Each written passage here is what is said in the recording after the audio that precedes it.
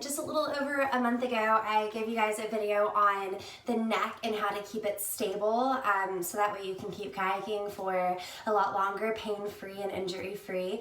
And I told you guys I'm going to go through a series of videos throughout the year to target every major joint.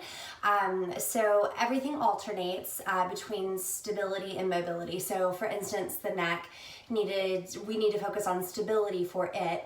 For the thoracic spine or the mid-back, we need to focus on mobility. And then today we're going to talk about shoulders, stability. So your shoulders need to be stable.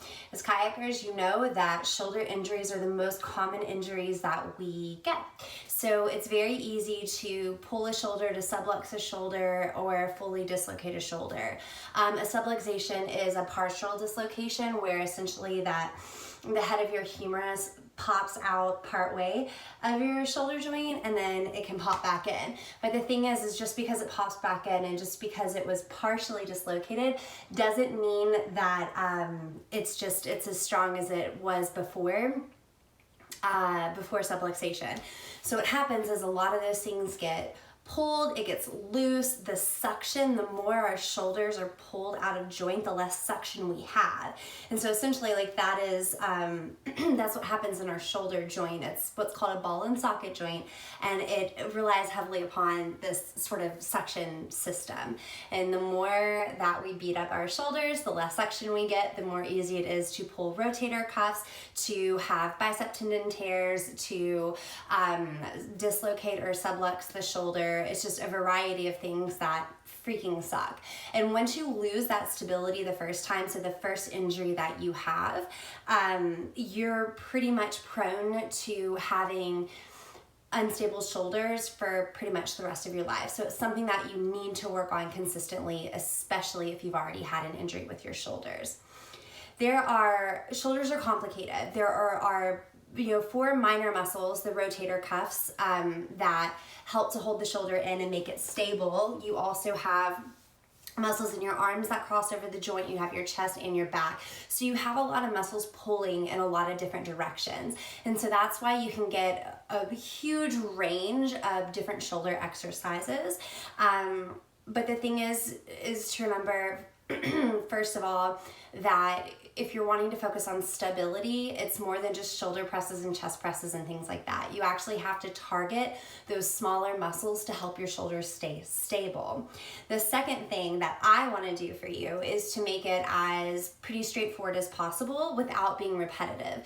So if you've ever had to have physical therapy for your shoulder, you have to do the band where you pull in, you pull out, you go forward, you come back. Those are things you already know. So I don't necessarily want to repeat what you already know, but I do want to make it pretty easy for you, so that way you don't have to have a lot of equipment or anything like that. So the most important thing, and it's the same thing that you needed for the neck, it's just a band, a long band. And then if you have a loop band, a band that's just a loop, that's also going to be good too. But if you don't have a band that is already a loop, you can just tie your main band up, your long band, and then you have your loop, so you're fine.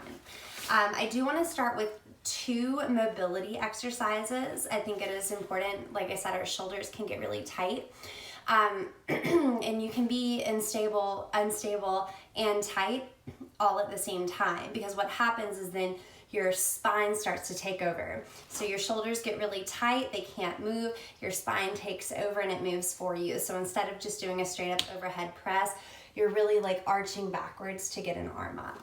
So we're gonna do some things to prevent that, because that's gonna help you kayaking. So we're gonna start with what's called a sleeper stretch. It's really not my favorite thing, but it works really well. So you're gonna lay on your side. If you have a lot of neck issues, you can have a pillow underneath your head, a yoga block, something like that. Doesn't matter, just make yourself comfortable. You want your bottom elbow in line with your shoulder, so not too low, not too high, right in line. And you're gonna take your free hand on the back of your bottom hand, and you're gonna push it to the ground just as far as is comfortable. You're gonna hold it for about 5, 4, 3, 2, 1, and come back up. There are some people that can go all the way to the ground. I do have true kayaker shoulders, so I don't know if I'll ever be able to touch the ground. But yeah, you want to hold it for about a count of 5 to 10. And you want to do this about 5 to 10 times on each side. It's called a sleeper stretch because you're lying on your side. So that's the first mobility exercise. The second one, you're gonna come onto your back, and this is really good. This is a great warm-up for those of you who lift weights too. This is one that I do every chest day, every shoulder day. So you're gonna lay on your back, knees are bent. When your knees are bent, your hips are neutral, so it stops your back from wanting to arch or pinch, okay? So knees are bent, back is flat, arms are straight overhead. You want to slightly tuck your chin into the ground, nothing too aggressive. And all you're going to do is try to keep your back, pressing the low back into the ground, keep your back on the ground as you reach overhead just as far as is comfortable and come back up. And if you have trouble with this, you can do this with the weights to help this stretch. But the biggest thing to make sure of is that you're not arching your back in order to get your hands on the mat, okay? So you just want to make sure you're not arching the back. But what this does is it allows your shoulders to actually move instead of your spine moving when your shoulders should be moving. And what that does is that prevents impingement in the spine, it prevents pinched nerves, it prevents like going numb in your fingers, it prevents just a whole world of things. So those are your two mobility. So just up overhead with the arms, and then the sleeper stretch.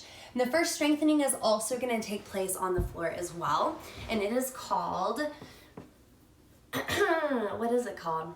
A scap press, a scapular press. And so what this is it's basically like a push-up without using the elbows. It's a push-up using the shoulder blades. So if you are good at push-ups, if you're good at planks, if you're fairly stable, you can do this in a full push-up position. However, if you're not, you can start on your knees, okay? So even though our arms are straight, you don't want to lock your shoulders out. You never want to lock a joint, because what happens when you lock a joint is all of the force and the work that you're using goes to the joints and not the muscles. We're not trying to overload the joints. We're trying to strengthen the muscles in order to protect the joints. So nice plank pose, back is nice and flat. Let's see. All right. So what's going to happen, you're going to sink in between the shoulder blades, and then you're going to press the shoulder blades, let them wrap around your rib cage towards the ground. And it's literally just the shoulder blades. Now, this one's really good to kind of watch yourself in the mirror or film yourself with, because a lot of times people will start to use their head, and you don't want to do that. And if you are using your head, then either elevate your scap presses like on a bench or a wall, or go to your knees. But it's harder than it looks, because we feel like we need to do more work when it's very much just a simple movement. It's just the shoulder blades. They don't have a lot of movement, so you're not going very far. And what that scap press would look like is essentially your shoulder blades, like I said, they squeeze together and then they spread apart, squeeze together, spread apart. So for our next 3 strengthening exercises, we're going to use your bands. We are going to start with the loop. Again, if you don't have the loop, you can make this band into a loop. So long as you have that long band, you're good to go. So with the first one, you're going to take the band, the loop, you're going to take it around your forearms towards the elbows. If you find it's easy and you want to make it a little more difficult, then you can do it towards the wrists. So the further up the arm, the easier it is. So I have an angle to where I can show you here and I can show you here, okay? So what's gonna happen is you're gonna place your forearms on the wall. Elbows are in line with the shoulders, and they're also shoulder width apart. And all you're gonna do is keep a light tension on this band, and you're going to take the arms up the wall and then back down. Don't rush through this. Make sure you keep a pretty even pace. And again, you keep that light tension the whole time, because I promise you it builds up. The biggest thing to think about here is making sure that you're just working on the shoulders. You're not using the spine to help get your arms overhead. So you don't have to get your arms all the way up here, essentially. You're just going within that comfortable range that's good for you. This is what it looks like from straight back. My elbows start on the wall, in line with my shoulders, Just my shoulder blades are moving. My pelvis is tucked under for support.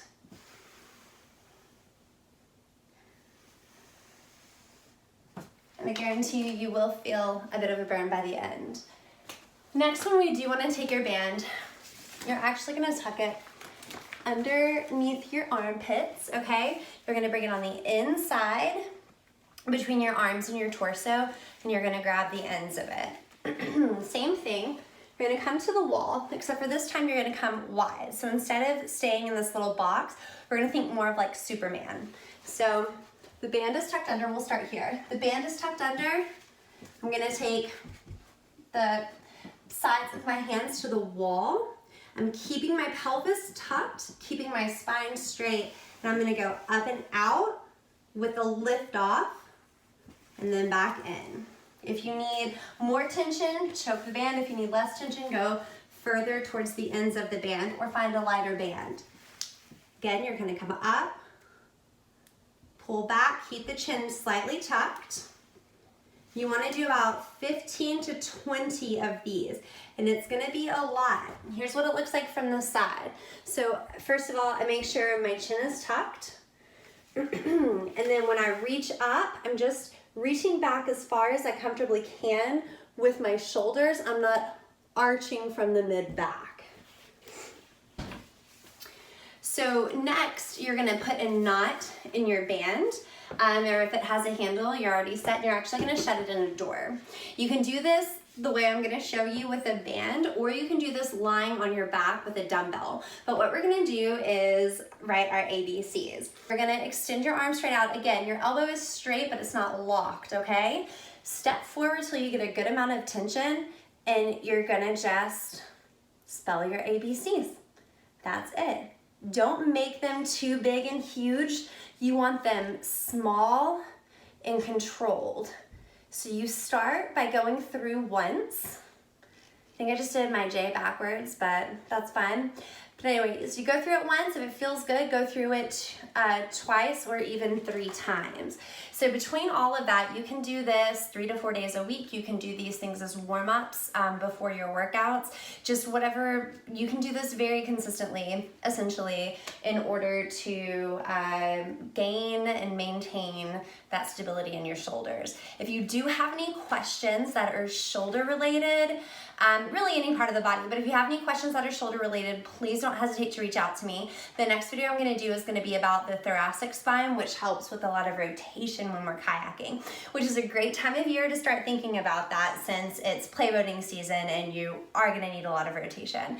But if you have any questions about that as well, let me know. That helps me plan what I'm going to talk about in that video. So yeah, just let me know your thoughts if it's helping, and if there's other things you want to learn about, let me know.